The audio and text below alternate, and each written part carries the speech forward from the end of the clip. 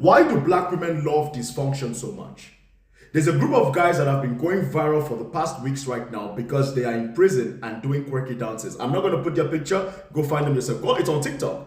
Just type black guy dance prison viral, something like that. Look at the comment section. Overwhelmingly black women.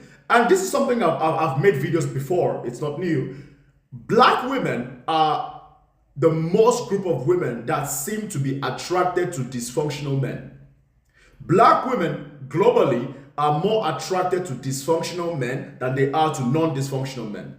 I feel I've seen so many black women give first chances, second chances, multiple chances to broken dysfunctional men that would never ever get any attention in other communities.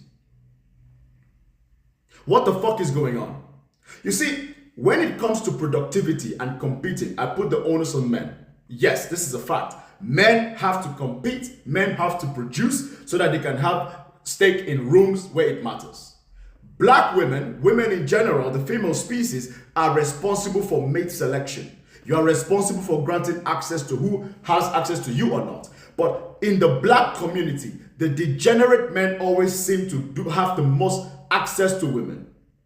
Why is this? Black women need to take accountability there as well, because the bums of the black community always get the first draft pick. The bums of the community are always the first choices of a lot of black women, of a large number of black women, the majority of black women. You also need to take accountability, black women. A lot of you seem to be so drawn to dysfunction. In my 29 years of living, I have seen so many dysfunctional guys. Black women will take them, they will give them their best chances. And the funny thing is this, the ironic thing is this, black women will give empathy, so much empathy, so much understanding, so much grace to guys that don't deserve it. But the guys that are decent, proper, not violent, not deadbeat, black women will, you will rule them off. You rule such guys off because he's boring. He's boring. But the guy that has an assault case, the guy that has 6 kids with 5 baby mamas and is not involved in any of their lives, that's the guy you're going to choose. You know the guy has 6 kids. You know he's unstable. You know he's a liar. You know he's emotionally unavailable. You have sex with him. You deal with him. You grant him access to you. You have kids by him. And now you say black man ain't shit. The black man you picked ain't shit. End of story. It's only in the black community, especially black women, where I see black women will dance along with a guy calling them bitches and whore and sluts. And then when you step outside, when somebody calls you a bitch, when somebody calls you a whore, when somebody calls you a slut that you were dancing to, you get angry at the person that called you that when you were just dancing to a guy that was calling you that.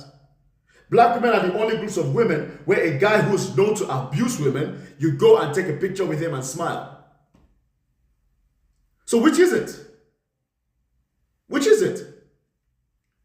There are prisoners right now going viral on TikTok because they are doing quirky dances and it's black women platforming them. I have seen black women reject decent men, very decent men, and they will tell you, he's decent. They will reject such guys because he's boring. He doesn't have swag.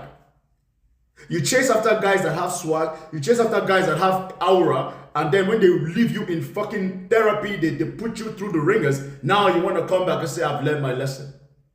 If you think I'm lying, I want you to go on YouTube and type in Kendra G dating show. Go and type it. Go watch the women that appear there. They always want a good guy. They always want a decent guy when they have learned a lesson. Why do black women only want decent guys only when they've learned their lesson?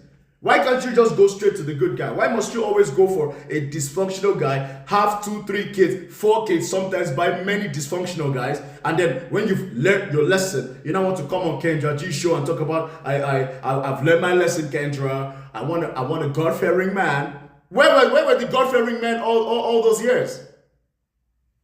It makes no sense to me, man. Like, I get it. I hold black men accountable, and everything I said about black men, I stand 10 toes deep on it. Because when it comes to productivity, it is the men. When it comes to mate selection, it is the women. Why must you learn a lesson before you now want a good man? Why can't you just go straight to the good men? Because there are good men out there. I would never let you say there are no good men out there. There are fantastic good men. Good black men, good white men, good Latino men, they're out there. Find them. Learn to find them. Stop platforming degenerate men. Stop giving second chances to dysfunctional men. It's on you. That cannot be on anybody else. It is on you. A lot of black women are giving degenerate men the time of day. And then you complain when degenerate men do degenerate stuff. I've heard so many stories of black women giving the best years of their life to dysfunctional men. When those men put you in therapy, when they put you in all sort of things, now you want to come and say, oh, I have found the Lord and I want a good man now. Man, miss me with that shit.